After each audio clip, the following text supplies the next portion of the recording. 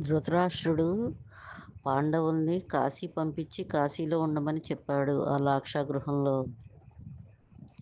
7వ నెలలో అమావాస్య ముందు చతుర్దశి రోజున అర్ధరాత్రి 12ంటికి కాల్చమని దుర్యోధనుడు తన అనుచరుడికి చెప్తాడు. అప్పుడు ఆ అనుచరుడు పురోచనుడు కాగడా పెట్టి అర్ధరాత్రి 12ంటికి వస్తున్నాడు.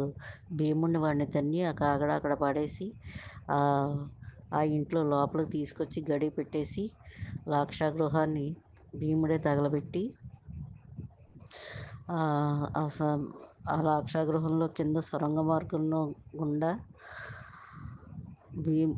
భీముడు అర్జునుడిని, ధర్మరాజుని, నకుల్ని, సహదేవుని, కుంతీదేవిని అందరినీ మోసుకుని కుంతీదేవిని నడుముకి కట్టేసుకున్నాడు. ఇద్దరు భుజం మీద ఇద్దరు తమ్ముళ్ళని, 2 చేతుల్లో ఇద్దరు తమ్ముళ్ళని పట్టుకుని మోసుకుని ఆ సొరంగ మార్గం గుండా గంగానది దాటి కీకారణ్యంలోకి వెళ్ళిపోయాడు.